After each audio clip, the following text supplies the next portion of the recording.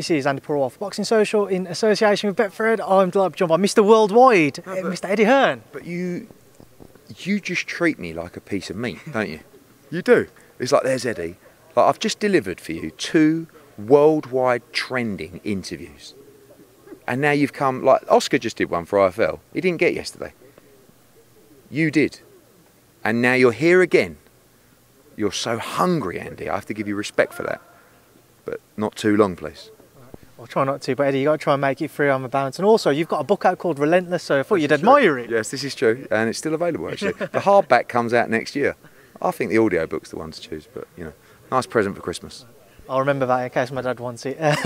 Coming back to the reason we are here, we had the open workouts today. What did you make of seeing the pair of Jojo and Devin in the ring? I thought everybody did loads of work, loads of pad work, and then those two got in and just did a couple of minutes of shadow. Not wanting to give anything away. It's just a brilliant fight. You see those guys move and shadow. You know this is such a high level fight. And after what we saw last weekend, this is just unmissable on Saturday night. I believe Devin Haney is the best lightweight in the world. But right now, Georgie Kambosos absolutely stands at the top of the tree in that respect. He'll be here on Saturday night. Devin Haney, I believe, will make a statement on Saturday night. I believe he'll stop Joseph Diaz. And I believe we can move forward and hopefully make that undisputed fight, the real undisputed fight between 2 great fighters. But, you know, Devin Haney, WBC World Champion against Joseph Diaz, 2-weight World Champion. This is high-level stuff. And I believe we're going to get another thriller on DAZN this weekend. Just ask, with Kambosos in attendance, are there any plans, provided Devin wins, for him to maybe jump in the ring, have a little face-off or anything? No. I mean, look, those conversations, Lou DiBella will lead those conversations. Not in terms of like a fight being agreed or nothing, but just to build it a little bit? Maybe. I don't mind things like that, you know. I know that Devin Haney will take that fight. I believe he'll do that fight in Australia as well. And I believe that George Kambosos will take that fight as well. So, but a lot's got to be discussed. And, you know, after what we saw last weekend, let's just focus on Devin Haney against Joseph Diaz. Anything that happens after will be great. But, you know, looking forward to seeing George Kambosos. And, you know, right now he's king of the world. I was wondering, you know, let's just say again, Devin isn't successful. Gervonta fights on Sunday, and if he isn't successful, to see 3 of the so-called 4 princes fall short in a matter of a week of each other would kind of really shake up the lightweight division. It would, but, you know, at the end of the day, people talk about upsets, you know, and it's like Kid Galahad against Kiko and, you know, Baumgardner against Harper. These upsets sometimes create more interest in the sport because some people think there's no chance of an upset. You know, and when you see them, it makes you realise how live these opponents are or how live these fights are. So I like upsets, not normally when it's our guy getting upset or girl. But, you know, I think that last week was amazing for boxing, even better that I didn't represent either. So, you know, I wasn't hurting. I was just sitting there in awe of an amazing fight. And you know, the numbers that fight did globally, the attention that fight got globally, particularly with a result, can only be good for boxing.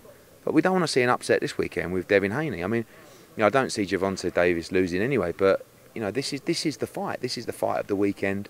And, you know, there's going to be a huge audience tuned in to watch the outcome of this lightweight championship clash. I know Devin said he'd be willing to travel to Australia for that bout with George Kambosos. If that could be agreed, I know you'd have to work with Lou DiBella as well, don't leave Lou out. But you've mentioned how you want to work more so in Australia next year. You haven't really given many details away as of yet.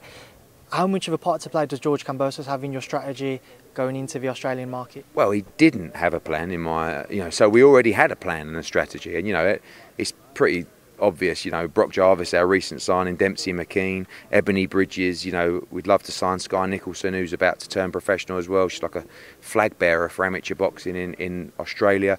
Liam Paro, a great fighter. You know, of course, Tim Zhu is not with us, but another great fighter. But now, you know, our plan was to go into Australia in probably May or June of next year with a big card. We sit potentially with an opportunity to go and create history with a stadium fight with George Kambosos against Devin Haney. So if I can deliver that and give all those names I just mentioned a chance to be in big fights as well on the card, we're cooking on gas. And my plan is to be very aggressive in the Australian market. I think it has so much potential for Matchroom, and not just actually in boxing, a lot of other sports as well, but my focus being on boxing, and darts, but you know, in this conversation, boxing, I just feel like we're just sitting at the feet of a monster with Australian boxing, and it's a win like that last weekend that can just change the face of the sport in the country, and I'm excited to see where it takes us. Touch on a few of your undercard fighters for this weekend, Eddie. Amma Williams, spoke to him earlier. It's great to see him back, great to see him in good spirits as well, given the difficulties he's had to go through for the last 6 to 12 months, really. Yeah. So just wanted to get your thoughts on seeing him back and the conversations you've had just to help him through a difficult period in his life. Pretty emotional, really, because you know he finished his fight with Dennis Duglin, and there were a few signs during that fight week that I saw his behaviour change a little bit, and I was a bit worried for him. And then you saw him have his problems, and to be honest with you, I probably thought that we wouldn't see him back. And I'm so happy to see him back. Not just to see him back, but to see him smiling. When something like that happens to you, and I think it's such a good... We need to talk about it as well. He needs to tell that story because it's so inspirational for young men. Because you see a fighter who, it's bravado, isn't it? It's strength, it's six-pack, it's, I can take on the world. They're human, they have emotions. Mental health is real. If they can tell their story about their struggle, it'll inspire people to talk themselves, and it'll stop worse things happening to those people. Talk about it, get help, talk to loved ones. And really it was the loved ones around Amma Williams that helped him get through it. Without them people, and he talks about us, look, we were here for him, right? But people like Peter Berg, Sam, who took him to get help in those kind of clinics, us giving him the motivation to say, you can get through this. You've got a path back into boxing. Don't waste what you've got. But at that stage, it was bigger than boxing. It was his life, and it was just getting well. And he got well, and now he's back in the ring. He's a tremendous talent. This kid's he's got a new trainer now in Kevin Cunningham. He's got fire in both hands. He's going to be a real threat to the middleweight division. I spoke to him earlier about potential names. He said he'd love to face Andrade next year. Yeah. Is that within the realms, or is it still too early? Think, when I did the broadcast, he was talking about names like Jason Quigley. I think, I can't remember who else he mentioned. Shane Mosley. Yeah, Shane Mosley was a guy. Good fights for him. Maciej Zaleski. I mean, I don't know. These are proper fights, but he's got a limited amateur pedigree, but he was knocking everyone out in the amateurs. He's very, very heavy-handed, and let's just Saturday good to see him back in the ring. But 2022 is going to be a big year for Amma Williams. Filip Hrgović returns, the man who you've said is one of the most difficult men to match. What are you expecting to see from him on Saturday night? A knockout. He's fighting an undefeated opponent, but I wanted to keep him busy. We keep waiting for this IBF situation, which is now going to be early next year. But I didn't want him just to sit out and have no fight in December. So we put him on here in Las Vegas, and he's a real threat to the division. You said you was talking about to me. You said to me on Saturday after the Kambosos win, Zhili Zhang was the name you was trying to sort out. Can you give us any more details? Possibly. We'll see where he moves up to in the IBF. But I like the winner of Ortiz against Charles Martin in an IBF final eliminator. I think that's a great fight. And look, the winner of that final eliminator is going to be a 35% fixing for the world champion. So it's a great opportunity. Let's hope someone will take on Filip Hrgović for that mandatory position. What do you make of Ortiz Martin? I think it's all right. Yeah, I mean it's a decent heavyweight fight. I know it's pay-per-view, isn't it? There's always a reason. Like maybe they've run out of dates, so they have to put it on pay-per-view. And listen, I understand, but look at you look at the Porter Crawford numbers, which, by the way, was a great fight. And you think, what is Gervonta Davis against Isaac Cruz going to do this week? 50,000? I mean, and then you've got Jake Paul. Is it the week after? Then you've got that one on January the 1st. It's just too many pay-per-views, and it's going to be a problem. And it limits audience. If less than 100,000 people watch Gervonta Davis, that's not good for Gervonta Davis. The kid's a superstar. So we shall see. I mean, Eddie, unless you want to give me a quote, I was going to say, don't start saying pay-per-view's dead or anything, because people will dig it back up. Pay-per-view is not dead. Pay-per-view for the right fight will always exist. But pay-per-view for the wrong kind of fight is dead. Simple. And that's the situation. And it's nothing to do with the zone or anything like that. It's just look at the numbers. You know, you look at the purses that were paid for Crawford Porter and look at the money it generated. The business does not make sense. And you cannot have longevity in a business model that does not make sense.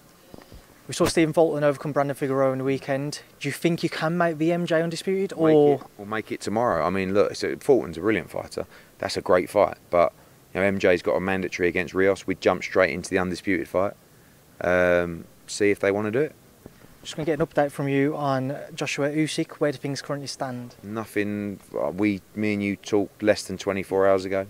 Nothing more since then. Didn't ask you about it. I was more so asking if AJ would step aside or not. No, I think, look, if someone presented us with an option to look at, there's so many ifs and whens, but the focus is on Alexander Usyk. You know, I saw his interview, and you know, of course, if someone came up with this great plan for AJ, then is it something he'd look at? If 258, if us felt that that was a good plan, quite possibly. But his focus is on becoming a 3-time world heavyweight champion.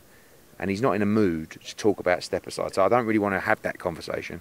Unless something is presented to me that I feel I should take to 258 and AJ and say, I think you should look at this. But the focus is on the rematch. If you had to put a percentage on it then, how confident are you, no matter what, it is AJ Usyk next? I don't know. I mean, the way fights fall through all the time at the moment, I don't know. It's in the 90s. But anything could happen. White's arbitration case? Nothing, no further. Got a call with them tomorrow to see where we're up to, and hopefully that gets called soon. Maurizio Suleiman is coming this week, so I'm sure you can get an interview. We'll do. Kubrat Pulev stopping Frank Mir. Did you watch that in the triad, in Trilla's triad, in triangular ring? No, the way you're explaining so it. it's weird to explain. I did see he was fighting, but I haven't seen. He won, did he? Yeah, so he stopped him on his feet, similar to Baumgardner and Harper. Okay. Ref jumping in and stuff. Okay, I haven't seen that one. What was it? Triad? It was a triad, yeah, Trilla triad, sure. No. Yeah. 4-1, Eddie. 5 fights if you could make next year, what would they be? Well, there's loads, but if I just pull a few, and don't anyone get offended if I missed you out. Lee McGregor against Cash Farouk, which kind of is to cheat because I think we're there with that fight. Alicia Baumgardner against Michaela Meyer. Katie Taylor against Amanda Serrano. Dillian White, Tyson Fury. Anthony Joshua, Alexander Usyk. Anthony Joshua, Tyson Fury. Anthony Joshua, Dillian White. Joe Cordina or Zelfa Barrett against Kenichi Agawa for the world title. Akhmadaliev against Fulton for the undisputed championship. Demetrius Andrade against Charlo, probably number 1 on my list. Devin Haney against George Kambosos. Doing well after giving you about 12 so far. So yeah, so many to make, and we're not going to make them all, but we're going to do everything we can to get as many great fights made as possible. All right, Eddie, because I haven't asked you for a while. Motivate the people. Motivate the people. I think gratitude is important. You know, I think sometimes we need to wake up and maybe we need to write down 3 things that we're thankful for. And we are so blessed. I mean, I feel like the most blessed person in the world right now because I'm blessed with an amazing family, but I'm also blessed with just the job of a lifetime. You know, and I don't want to, brown-nose DAZN, but the opportunity they're giving us to let us follow our dreams for this global footprint of the sport of boxing. Last week we're sitting there at Madison Square Gardens in the fight of the year. This week I'm at MGM Grand, Las Vegas, promoting another World Championship fight. Next week we're in Liverpool. Katie Taylor, Conor Benn. The week after I'm in Manchester for Chisora Parker. We've got Uzbekistan, we've got Bilbao. Just had 2 trending videos on Boxing Central. Oh, that doesn't get any bigger than that, Andy. But we just, life is short and life sometimes passes you by. So another bit of advice is be in the moment. That's something I've got to work on in 2022. Be in the moment a little bit more in certain things. Because sometimes I don't appreciate what is going on around me because I'm in this whirlwind. So take your time, breathe, be in the moment, gratitude, acceptance, affirmation, and enjoy the ride. Keep smiling. Don't take yourself or life too seriously. It's very well put, Eddie. I'll leave you now to enjoy the last couple of interviews that you've got to do.